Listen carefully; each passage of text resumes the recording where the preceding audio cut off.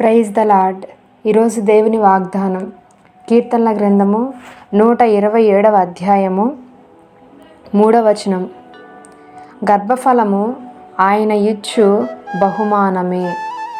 ఈరోజు చాలామంది జీవితాల్లో స్త్రీలను గురించి జ్ఞాపకం చేసుకున్నట్లయితే ప్రార్థన అవసరతలన్నిటిలో కూడా ఒక ప్రధానమైనటువంటి ప్రార్థన అవసరత అన్ని కుటుంబాలలో కూడా ఇబ్బంది పడుతున్నటువంటి పరిస్థితులు ఏంటనంటే గర్భఫలము విషయంలో అనేక మంది నిందను అనుభవిస్తూ మరి అవమానముతో ఉండి ఎన్నో ప్రయత్నాలు చేసి డాక్టర్స్ దగ్గరికి వెళ్ళి ఎన్నో రకాలుగా మరి చేసినప్పటికీ కూడా అన్నీ విఫలమైపోతూ దాని విషయంలో ఎంతో మరి ప్రయాసపడి భారముతో ఉన్నారు. ఈరోజు వారితో దేవుడు ఏమని మాట్లాడుతున్నారంటే, గర్భఫలము మనుషులు వలన కలిగేది కాదు, కానీ అది దేవుడు ఇచ్చే బహుమానమే అని దేవుడు మాట్లాడుతున్నారు.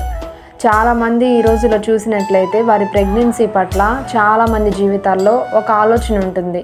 ఈ మ్యారేజ్ అవ్వగానే ఇప్పుడు మాకు ప్రెగ్నెన్సీ ఇప్పుడు వద్దు, మేము లైఫ్లో సెటిల్ అవ్వాలి, ఇంకొంతకాలం ఆగిన తర్వాత మేము ఆ ప్రెగ్నెన్సీ ప్లాన్ చేస్తాము. ఇలాంటి మాటలు మనం చాలామంది నోట వింటున్నాము.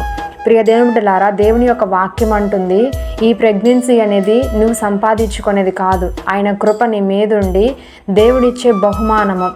గిఫ్ట్ ఎవరైనా కానీ మనం అడిగినప్పుడు ఇవ్వరు కదా. గిఫ్ట్ ఎప్పుడు ఇస్తారు? ఇచ్చే వాళ్ళ ఇష్టాన్ని బట్టి, వాళ్ళు ఎప్పుడు ఇవ్వాలనుకుంటారో ఇచ్చే వాళ్ళ హృదయాన్ని బట్టి, వాళ్ళ స్థితిని బట్టి ఆధారపడి ఉండిద్ది. ఇప్పుడు వద్దు తర్వాత ఇవ్వండి అని గిఫ్ట్ని ఎవరు కూడా తృణీకరించారు. అలాగే గర్భఫలము కూడా దేవుడిచ్చే బహుమానము కాబట్టి ఎవరైతే అలాంటి స్థితిలో ఉన్నారో ఈ వాగ్దానమును ఎత్తిపట్టి ప్రార్థన చేయండి. ఒకవేళ ఇలాంటి ఆలోచనలు మీకు కూడా కలిగి మాకు ఇప్పుడు వద్దు, మేము తర్వాత ప్లాన్ చేసుకుంటాం, అలాంటి ఆలోచనలు కనుక ఉంటే వాటిని తీసివేయండి. ఆయన చిత్తము, దేవుని ప్రణాళిక ఎప్పుడు కనుక ఉంటే దేవుడు ఆ బహుమానం అప్పుడే ఇస్తాడు. అలాంటి ఆలోచన కనుక ఉంటే ప్రభువా క్షమించండి అని తీసివేసేసుకోండి. మిగతా వారు ఏం చేయాలి అని అంటే అట్టి వారి కొరకు విజ్ఞాపన చేయండి. విజ్ఞాపన చాలా అవసరం కదా వారి కొరకు. కాబట్టి వారున్న స్థితిని ఒకసారి జ్ఞాపకం చేసుకొని ఈరోజు ఈ వాక్యాన్ని విన్న ప్రతి ఒక్కరూ కూడా గర్భఫలం లేక బాధపడుతున్నటువంటి వారందరి కొరకు భారముతో ప్రార్థన చేయండి.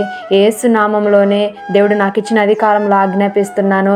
ఈ దినమే వారి గర్భంలోని దేవుడు తాకి వారి మూయబడిన గర్భములు యేసు నామములో తెరవబడును గాక. ఆమేన్.